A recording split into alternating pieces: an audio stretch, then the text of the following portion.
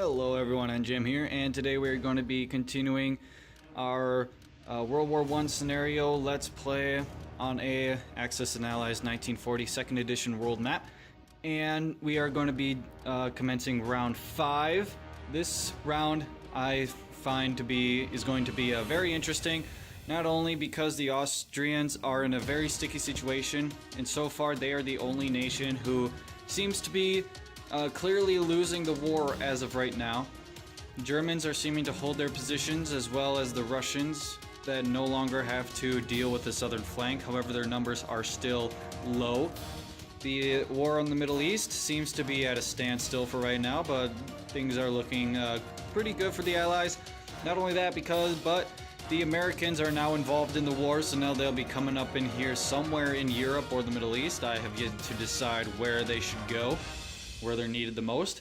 And I have a feeling that the Pacific Theater is going to be ending this round. Not only that, because we have both the only two remaining German occupants left are now being contested. So a lot of stuff should be happening in this round. Not only that, but Germans have access to tanks, as well as the Americans. They have succeeded in tank development. So now the Germans have an enemy to fear. Alright, Austria, how are you going to deal with this tight spot of yours? Alright, the Austrians have just completed their turn, and they are now been turned on the complete defensive. Right here, we sent the troops that were here in Romania over to Yugoslavia, as well as the ones from Austria-Hungary over here to Yugoslavia, where the area zone is now being contested for control. But I have a feeling that the Italians are going to win. And I left these guys over here because going into North Italy is not worth it. We need to fully defend, because this right here in the screen, that's all we have. Our income is starting to show our decline. So Austria, no longer a big role in this war anymore. I have a feeling all these territories are going to be recaptured by the Russians anyway. So that is all that Austria can do. So let's see what Russia does with this northern front of theirs. Alright, I think it's safe to say that the Russians have officially turned the tide of the war. As you can see, the German units that were once here in Belarus are now gone. And Russia has retaken full control of Belarus, and the remaining artillery unit has fell back to the Baltic states. And as for the south, our 2 artillery have taken out the Ottomans' 1 artillery. I have a feeling he's going to go south. And these guys continue to push towards Europe, reclaiming all of their land. And the Germans here are in a sticky situation right now. And speaking of Germans, let's see what they do next. Alright, Germany did not do much this round. All we did was move 1 artillery from here over to the Baltic states to help defend it. And however, Germany now has tanks, which is a full-on threat. Judging by the position, they might be going over to the Russian side. But I'm debating they might go to Europe. It's kind of unsure which direction the tanks will go. But yeah, the Germans retook Western Germany yet again, posing a real threat to the French. And it looks pretty clear on where the Americans are gonna go. Wink wink, looks like the history is gonna be accurate yet again. So that's it for Germany. Let's see what France does. Alright, it looks like France has kind of given up right now on trying to take Western Germany. And so far they're just reinforcing Paris right now. And of course the African March continues to go forward. Our battleship has blockaded the 2nd German sea zone, which it looks like the Germany doesn't really care about the sea war anymore, in that they are mainly focusing their income on tanks right now to help with the land war. So the sea zones, they were fought over very hard, and it was a lot of back and forth, but in the end, the Allies prevailed.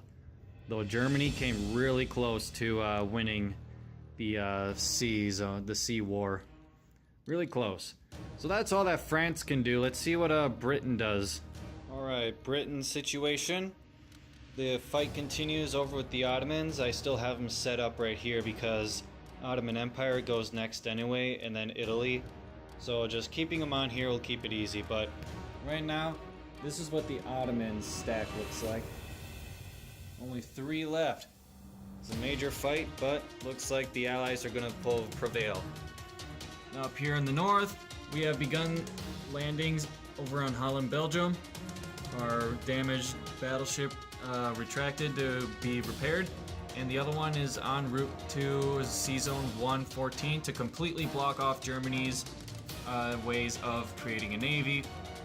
And then I have 3 additional transports purchased, so let's just say more landings are to come in Holland-Belgium. So if Germany doesn't do anything with Holland, then it looks like they're going to have a huge disadvantage on their hands, I say. So that's it for them. Let's continue this Cairo, Egypt battle. What's going to happen here? Alright, it was a long battle, but the Allies prevail, and the last remaining Ottoman unit retreated back to Transjordan, joining up with the other unit. Although, judging by what is currently awaiting them, I have a feeling the Ottoman Empire is still going to be in the war for a little bit longer. However, because Italy was involved in the battle, Italy is at war with the Ottoman Empire.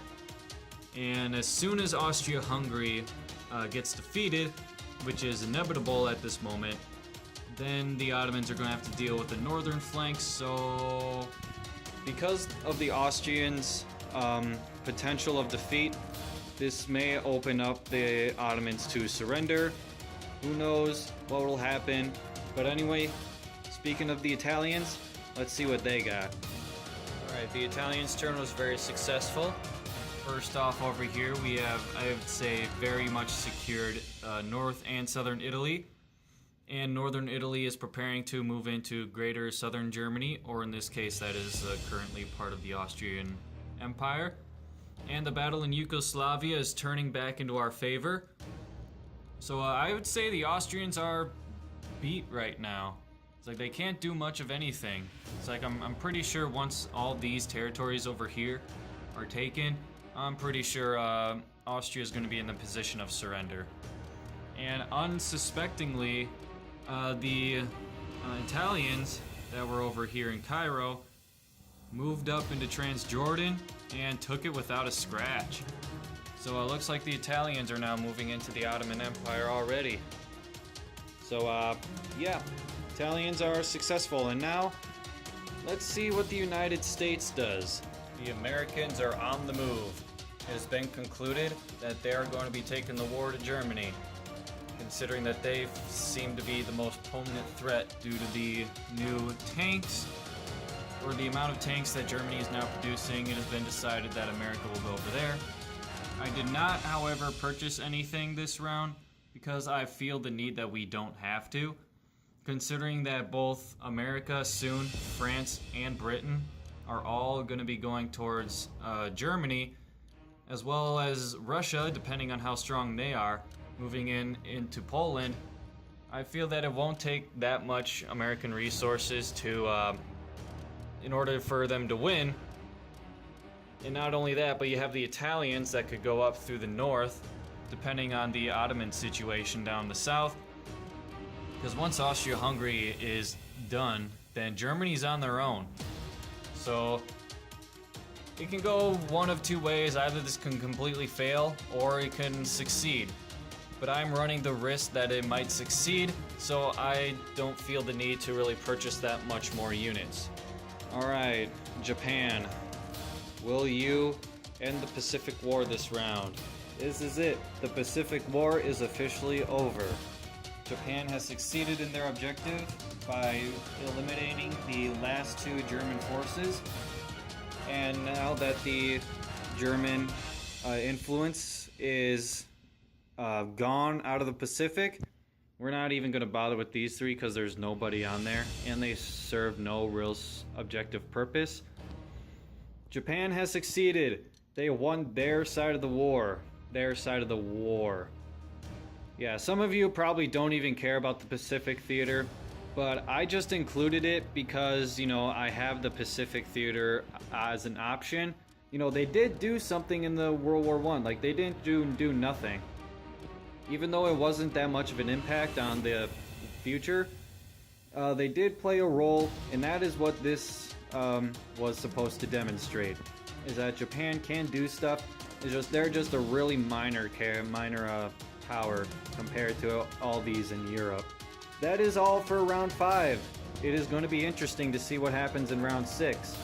Will the Americans be able to really put a dent into the Germans by helping the Allies?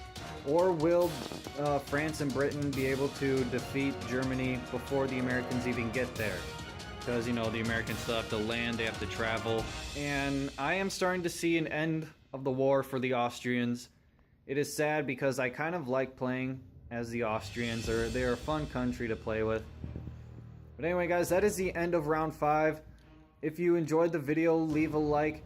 And do comment down below on a scenario that you would wish for me to perform on this map. It can be like a Chinese Civil War. It can be a made-up war. It can be like, or it can be a made-up one. So like a civil war in Africa, like British and that. Just make one up. It can even be the Middle East. We have enough territories for that. I have ideas for doing a Vietnam, Korea, and American Civil War. But those are kind of going to have to take a little bit more time to think about how I'm actually going to perform those. Like where territories are going to be within those single territories. So yeah, just comment down below on what you would like me to perform for the future. Because World War I have a feeling is coming to an end very soon. And of course, don't forget to hit that subscribe button for more future videos of mine. And I guess I will see you guys in the next one.